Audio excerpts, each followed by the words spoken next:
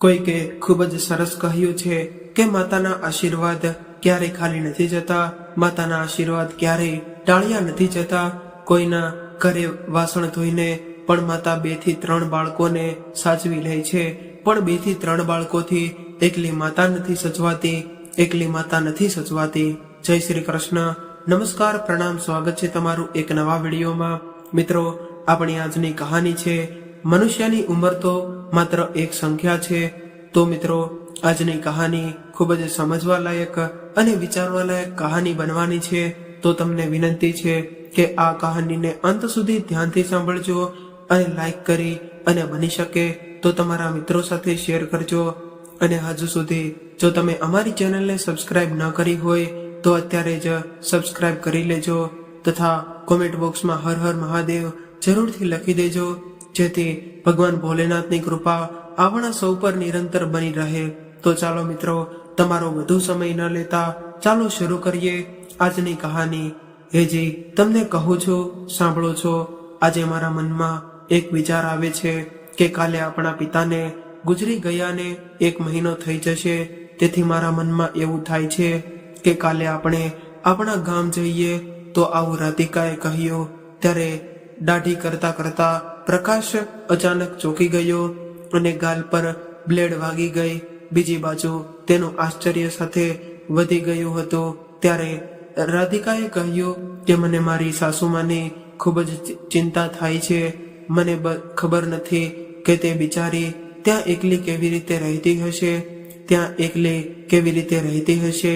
આ ઉંમરે તેમના જીવવું સહેલું નથી. પત્નીની વાત સાંભળીને પ્રકાશ તેની સામે જોતો જ રહ્યો અને બોલ્યો, આ અચાનક ગંગાનો ઉલટો પ્રવાહ કેવી રીતે વહેવા લાગ્યો. આજે તો મારી માની તને ખૂબ જ ચિંતા થવા લાગી. જો કે તે ફક્ત તેની આંખોમાં આંસુથી જ સારી લાગતી હતી. પહેલા અને આજમાં ઘણો ફરક છે. પહેલા તો માં અને પપ્પા સાથે રહેતા અને એકબીજાની સંભાળ રાખતા, પણ હવે તેમની સંભાળ લેવા માટે કોઈ પિતા નથી. અને જો તે કાંઈ બીમાર પડે અથવા તો તેમની વૃદ્ધાવસ્થામાં કોઈ મુશ્કેલી આવે તો તમે જાણો છો કે તેમની સંભાળ કોણ લેશે.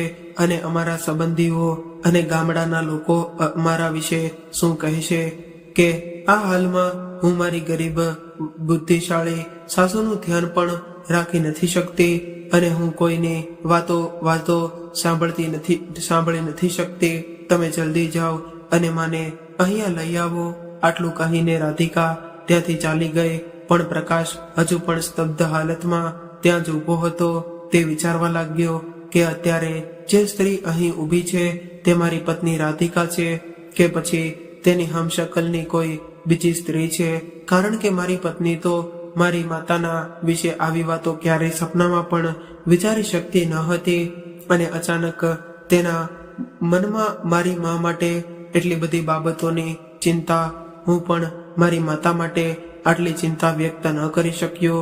પણ પછી સમય સાથે તેની પત્નીમાં એવો બદલાવ આવ્યો છે કે તે વિચારીને હું મનમાં ને મનમાં હસી પડ્યો. એમ વિચારીને કે તેણે જે કહ્યું તે કંઈ ખોટું નથી કહ્યું એવું વિચારીને તેણે તેની માતાને ફોન કર્યો. હેલો માતા, તમે કેમ છો? તમારી તબિયત તો ઠીક છે ને? માતા, અમે અહીંયા એવું વિચારતા હતા કે હવે પપ્પા તમારી સાથે નથી રહ્યા તો તમે કેટલા દિવસ એકલા રહેશો અને ક્યાં સુધી તમે નોકરો પર આધાર રાખીને રહેશો.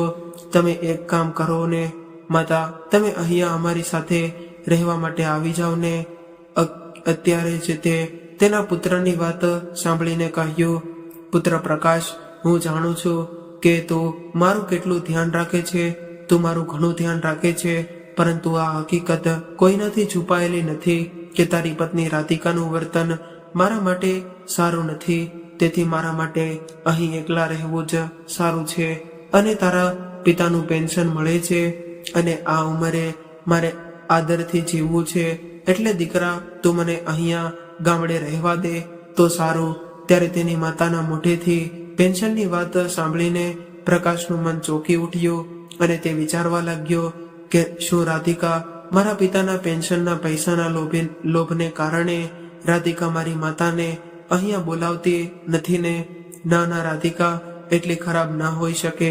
પોતાના મનને સમજાવતા પ્રકાશ તેની માતાને કહેવા લાગ્યો, માં, તારી આ એકલતામાં હું તને સાથ આપવા માંગુ છું. હું તમને ખાતરી આપું છું કે તમને અહીંયા કોઈ ખોટ નહીં પડે અને તમારા માનમાં જ્યાં સુધી તમારી પુત્રવધુનો પ્રશ્ન છે તો માતા, આ તમારી વહુની વિચારસરણી છે કે હવે આપણે માતાનું ધ્યાન રાખવું જોઈએ અને માં હવે તેમનું વર્તન સંપૂર્ણ બદલાઈ ગયું છે. હવે તે તમારા વિશે તે ખૂબ જ ચિંતિત છે. પુત્રની વાત સાંભળીને અલકાજીએ કહ્યું, દીકરા, આ તો ખૂબ જ સારી વાત છે. ચાલો ઠીક છે દીકરા, કમસે કમ તેણે મારા વિશે આવું સારું વિચાર્યું તો તેના કરતા વધારે એક વૃદ્ધ માતા બીજું શું માંગે છે? પછી પ્રકાશે કહ્યું, માતા, હવે અમે નક્કી કર્યું છે કે તમે અમારી સાથે જ રહીશો.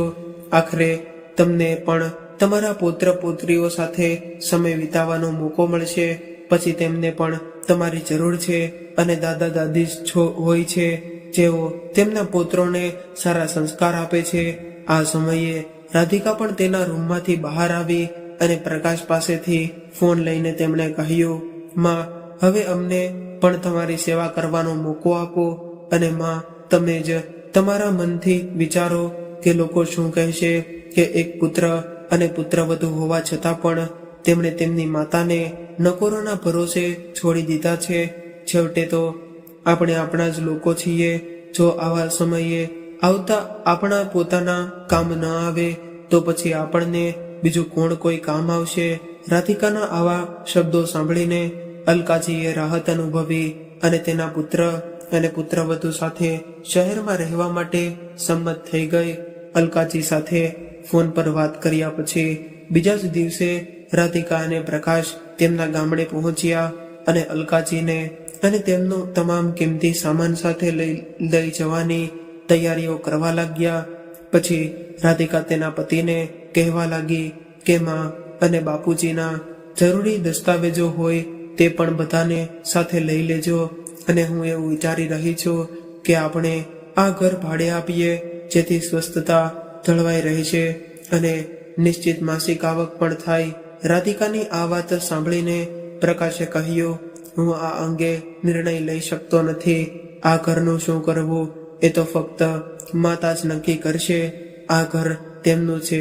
હું માત્ર એટલું જ ઈચ્છું છું કે તેમની વૃદ્ધાવસ્થા આનંદથી અને સંપૂર્ણ સન્માન સાથે પસાર થાય.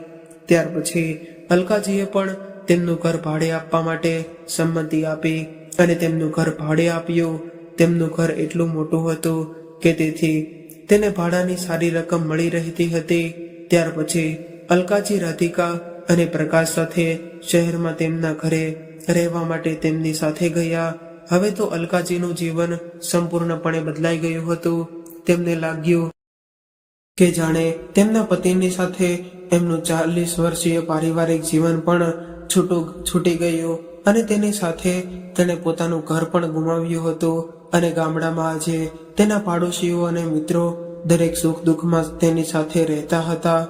પરંતુ અહીં મહાનગરમાં તેને સાવ એકલું લાગ્યું. પણ તેમના પુત્ર અને પુત્રોનો સાથ મળ્યા પછી પણ તે પણ ખુશી હતી. થોડા દિવસો સુધી તો બધું બરાબર ચાલ્યું.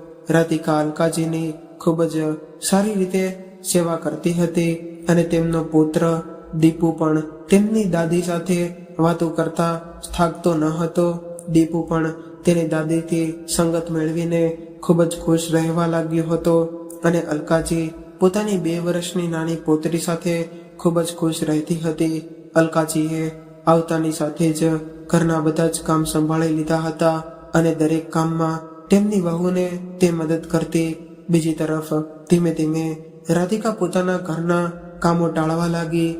ઘણીવાર રાધિકા ટીવી જોતી રહેતી અથવા તો શરીરના દુખાવાને બહાને આરામ કરી લેતી અને અલકાજીએ તો આખો દિવસ રસોઈ બનાવતી માંડીને વાસણો સાફ કરવાનું બધું જ કામ તેને કરવું પડતું. ઉપરથી તેની વહુ કોઈને કોઈ ફરમાઈશ પણ કરતી કે માજી, તમારા દ્વારા બનાવેલ શાહી પનીર ખૂબ જ સારું બને છે. આજે મને ખાવાનું ખૂબ જ મન થયું છે તો મને બનાવી દેજો. ત્યારે અલકાજી આ કામમાં પણ આળસ નહોતા કરતા. આને કારણે તેમની વહુને કોઈ તકલીફ નહોતી પડી. એક દિવસ જ્યારે નોકરાણી ન આવવાને કારણે અલકાજી આખા ઘરની સાફ સફાઈ કરી રહ્યા હતા, ત્યારે રાધિકા તેના ફોનમાં મગ્ન હતી. સફાઈ કરતી વખતે અલકાજીએ જોયું કે નાની ઢીંગલી અચાનક લપસી પડી અને જમીન પર પડી અને રડવા લાગી. ત્યારે અલકાજી દોડીને આવ્યા અને તેને ઉપાડીને ગળે લગાડી દીધી. ત્યારે તેમની વહુ તે આ જોઈને તરત જ તેમને કોલ ડિસ્કનેક્ટ કર્યો અને જોરથી બૂમો પાડવા લાગી. માતા, તમે તમારા હાથ ધોયા વિના ઢીંગલીને કેવી રીતે સ્પર્શ કર્યો? શું તમે જાણો છો કે આનાથી ચેપ લાગે છે? આટલું કહીને તેણે પોતાની ઢીંગલી ઉપાડી અને રૂમમાં લઈ ગઈ. અને આ બાજુ અલકાજી તેની પુત્રવધૂને આશ્ચર્યથી જોતા રહ્યા. એ દિવસ પછી તેમની પુત્રવધૂએ ક્યારે પણ તેમની નાની ઢીંગલીને તેની દાદી પાસે આવવા ન દીધી.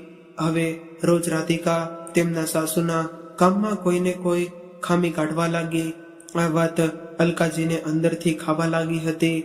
પ્રકાશને પણ ક્યારેક મનમાં એવું લાગતું કે તેની માતાને અહીંયા આવ્યા પછી ઘણું બધું કામ કરવું પડે છે. તો તેણે તેની પત્નીને પણ કહ્યું કે હવે માતાની ઉંમર થઈ ગઈ છે, તેથી તેને વધારે કામ ન કરાવો.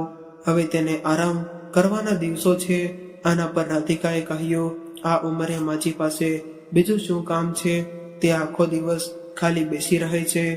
જો થોડા હાથ પગ ચલાવતા રહે તો તેમના માટે સારું રહેશે.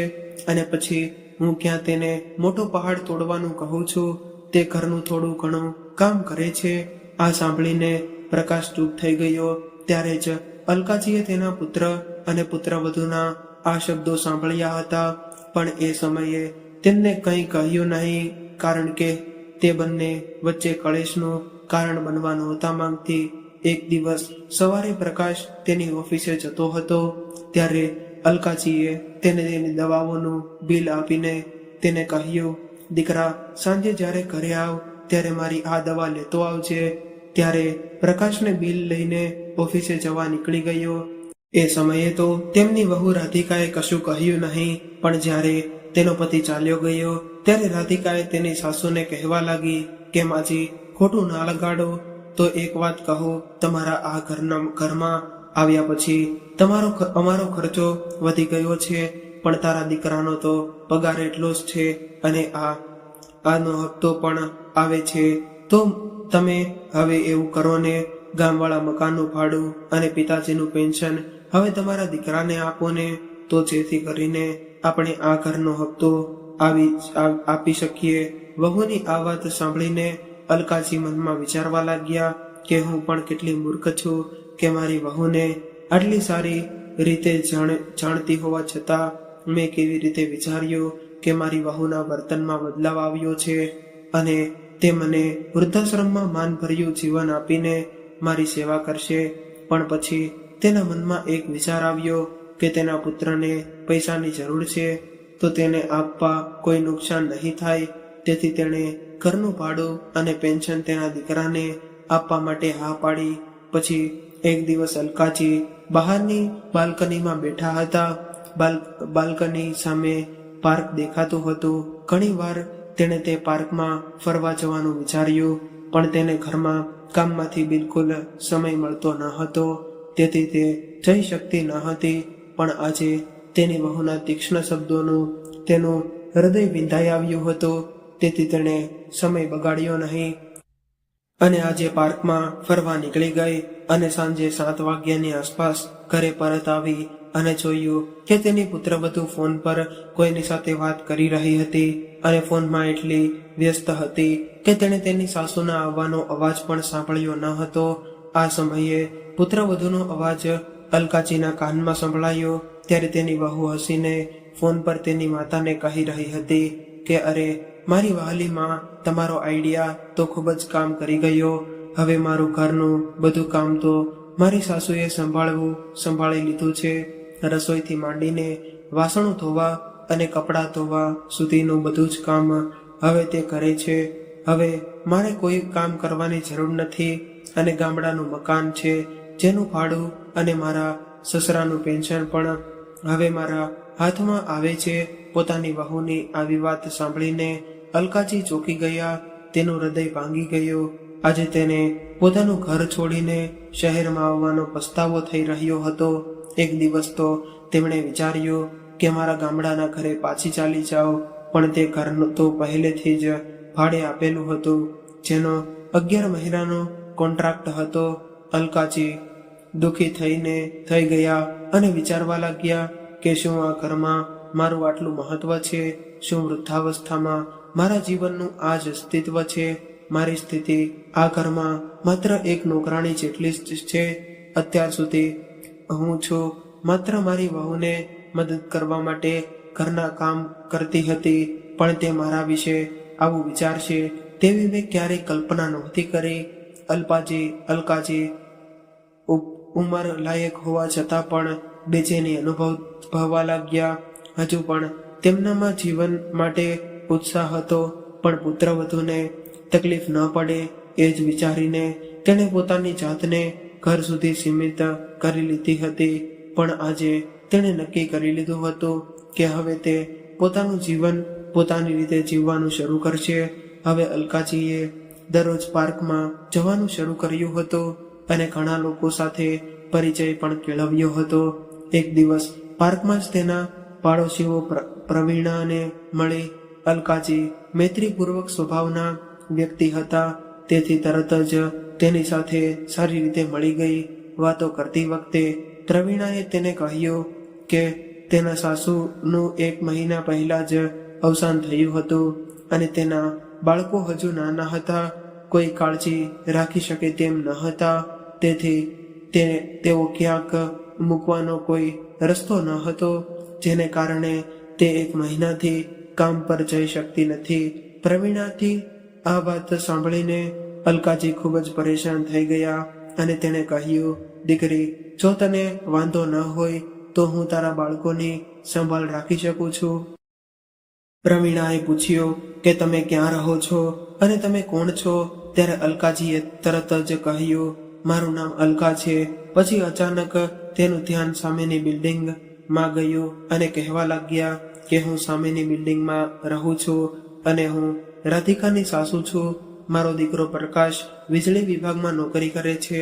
અલકાજી સાથે વાત કર્યા પછી તેને એવું લાગતું હતું કે મારી ઈચ્છા પૂરી થઈ ગઈ અને અલકાજી તેના જીવનને એક નવી દિશા આપવા માંગતી હતી. તેને દરરોજ નવા લોકોને મળવાની મજા આવતી હતી, તેથી તેણે આ કામ કરવાનું નક્કી કર્યું. બીજે જ દિવસે પ્રવીણા તેના બાળકોને અલકાજી પાસે મૂકીને કામ કરવા માટે ચાલી ગઈ. ત્યારે અલકાજી તે બાળકોને ઘરની અંદર લઈ આવ્યા. ત્યારે રાધિકાએ આ બધું જોયું અને તે આશ્ચર્યમાં પડી ગઈ અને તે તેના સાસુને બાળકો વિશે પૂછવા લાગી. ત્યારે અલકાજીએ કહ્યું, વહુ, આપણી બાજુમાં જે પ્રવીણા રહે છે તેના આ બંને બાળકો છે. વાસ્તવમાં તેના ઘરમાં બાળકોની સંભાળ રાખે તેવું કોઈ નથી, જેને કારણે તે કામ પર જઈ શકતી નથી અને મને પણ આખો દિવસ એકલા કંટાળો આવતો હતો. તેથી મેં વિચાર્યું કે આ બંને બાળકોની સંભાળ હું જ રાખીશ. હું તેને મારા ઘરે લઈ જઈશ, તેથી તેમની સંભાળ રાખવામાં મારો સારો પસાર થઈ જશે અને મને થોડા પૈસા પણ મળશે. રાધિકા તેમની સાસુની આવી વાત સાંભળીને ગુસ્સે થઈ ગઈ અને બોલી, માજી, તમે મને પૂછ્યા વિના મારા ઘરમાં આ બધું કેવી રીતે કરી શકો? આ શહેર છે, કોઈ તમારું ગામ નથી કે તમે ઘરમાં મેળાનું આયોજન કરી શકો. આ બાળકોને જ્યાંથી લાવ્યા છો ત્યાં તુરંત જ પાછા છોડી દો.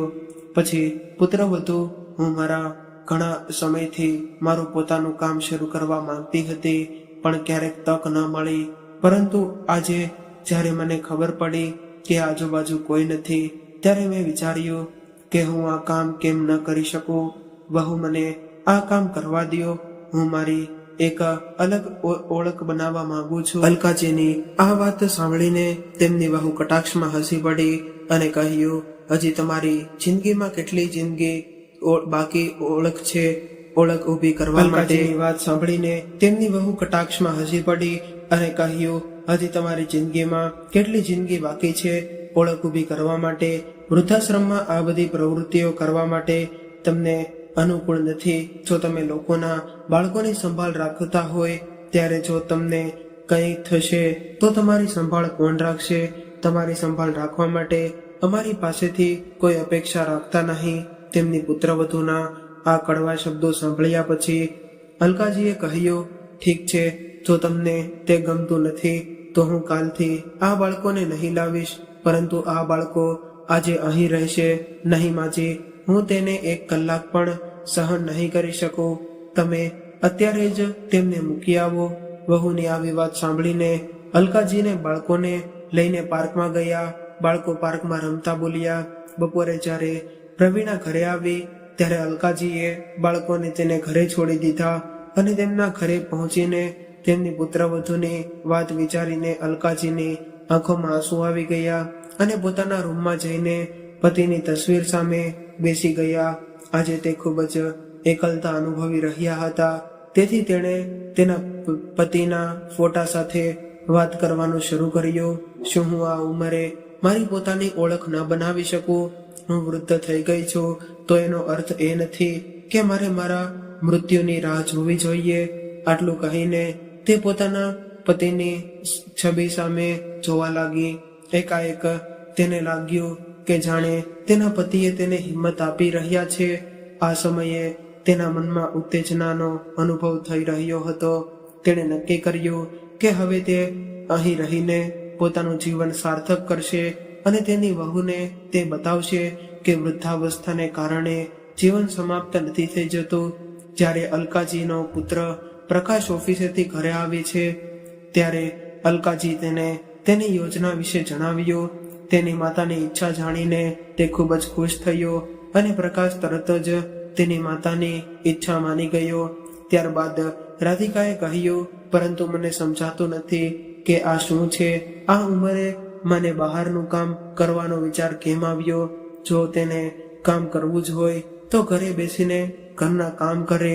તેની પત્નીને જવાબ આપતા પ્રકાશે કહ્યું, નહીં, માતાની જે ઈચ્છા હોય તે જ તે કરશે. અને તેની માતાને કહ્યું કે હું કાલે જ તમારા માટે એક જગ્યાની વ્યવસ્થા કરી દઈશ. એમ કહીને પ્રકાશ ત્યાંથી ચાલ્યો ગયો અને તેની વહુ રાધિકાને ગુસ્સામાં જોઈને અલકાજીએ કહ્યું, પુત્રવધુ કોઈના ઘરની નોકરાણી બનવા કરતા તો જે કામ કરવાથી મારી ઈચ્છા હોય તે કરવું વધુ સારું છે.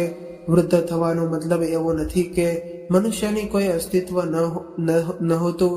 ગઈકાલ સુધી તો મેં મારી સાથે એ જ કર્યું જે તું ચાહતી હતી, પણ આજ પછી મારું જીવન કેવી રીતે ચાલશે એ હું નક્કી કરીશ, તમે લોકો નહીં. આટલું કહીને અલકાજી પાર્કમાં ચાલ્યા ગયા. તેમની સાસુના આ શબ્દો સાંભળીને રાધિકા ચોંકી ઉઠી. બીજા જ દિવસે તેમની સામેના ફ્લેટની નીચે એક રૂમ પ્રકાશે ભાડે રાખ્યો અને અલકાજી રોજ સવારે તૈયાર થઈને ત્યાં જતા. પ્રવીણા તેના બાળકોને અલકાજી સાથે આ રૂમમાં મૂકી જતી અને પ્રવીણા પણ હળવી થઈ અને પોતાની નોકરી પર જવા લાગી. બાળકો પણ અલકાજી સાથે ખૂબ જ ખુશ હતા. પ્રવીણાના બાળકોને જોઈને સોસાયટીના અન્ય વાલીઓ પણ અલકાજીને કહેવા લાગ્યા કે તમે અમારા બાળકોને તમારી પાસે રાખો. આ રીતે 8 થી 10 બાળકો અલકાજી પાસે આવવા લાગ્યા. અલકાજી તેમની મદદ કરવા માટે 2 નોકરાણીઓ પણ રાખી લીધી હતી, જેઓ આજુબાજુનું ધ્યાન રાખે છે, સફાઈ કરે છે અને બાળકો માટે ગરમા ગરમ ભોજન પણ બનાવે છે. ટૂંક સમયમાં જ અલકાજીનું કામ એટલું બધું વધી ગયું કે તેમની બાજુમાં બીજી રૂમ બનાવવામાં આવ્યો હતો. એક દિવસ એક નોકરાણી કહ્યું કે તેમની ઉંમરની એક મહિલા આજ સોસાયટીમાં આ એક ઘરમાં રહે છે. તેમના ઘરમાં ખૂબ જ નાખુશ છે. તેમની પુત્રવધુ તેમને ખૂબ જ હેરાન કરે છે. ત્યારે અલકાજીએ તે નોકરાણીને કહ્યું કે તેને અહીંયા આવવા માટે કહે. જ્યારે તેમણે અલકાજીને તેમની વહુના કરતૂત વિશે બધી વાત કરી, તેમની વહુ તેમની બધી તકલીફો સંભળાવી. અલકાજીએ કહ્યું, જો તમે ઈચ્છો તો તમે અહીં મારી પાસે રહેવા આવી શકો છો. અને તમે કહ્યું કે તમને સિલાઈ મશીન પર કેવી રીતે કામ કરવું તે સારી રીતે જાણો છો, તો મારી પાસે ઘરે કપડાં સીવવાનું મશીન છે જે બિનજરૂરી જગ્યા રોકે છે શા માટે આપણે તેનો ઉપયોગ ગરીબ છોકરીઓના કપડાં સીવવાનું કામ શીખવામાં મદદ ન કરી શકીએ, જેની ફી અમે ખૂબ જ ઓછી રાખીશું. આ રીતે તેઓ પણ આત્મનિર્ભર બનશે અને તમને પણ જીવન જીવવાની તક મળશે. તમને એક ઉદ્દેશ મળશે. અબ્દલ, તમારો ઉદ્દેશ પૈસા કમાવાનો નથી, પણ આ રીતે જો આપણે આપણી વૃદ્ધાવસ્થાને કંઈક કરીને પસાર કરીએ અને 2 પૈસા કમાઈએ તો તેમાં કંઈ ખોટું નથી. ત્યારે તે મહિલાને ખાતરી હતી. બીજા જ દિવસથી તે અલકાજી પાસે તેઓ થોડા કલાકો ત્યાં રહ્યા અને અલકાજી સાથે કામ કર્યું. અલકાજી સાથે કામ કરતા તેમને પણ સારું લાગ્યું. હવે તે મહિલા અને અલકાજી બંને ખૂબ જ સારા મિત્ર બની ગયા અને હવે એકબીજાના કામથી બંને ખુશ હતા. ઘરમાં ઝઘડાઓને કારણે ખૂબ જ પરેશાન તે મહિલા બીમાર રહેતી હતી. હવે થોડા જ દિવસોમાં તે એકદમ સ્વસ્થ દેખાવા લાગી. ધીરે ધીરે અન્ય મહિલાઓ પણ અલકાજી સાથે જોડાઈ ગઈ અને જેને કારણે હવે તો જગ્યા પણ નાની પડવા લાગી હતી. અલકાજીની વિનંતી પર તેમના દીકરા પ્રકાશે સોસાયટીની બહાર ભાડા પર એક મોટું મકાન મળી ગયું. હવે તે તમામ મહિલાઓ ઘરનું ભાડું સરળતાથી ચૂકવી શકે તેટલી કમાણી કરતી હતી. અલકાજી સાથે કામ કરતી તમામ મહિલાઓ હતી. તેઓને સમય પસાર કરવા માટે સારી જગ્યા મળી અને થોડીક આવક પણ થવા લાગી.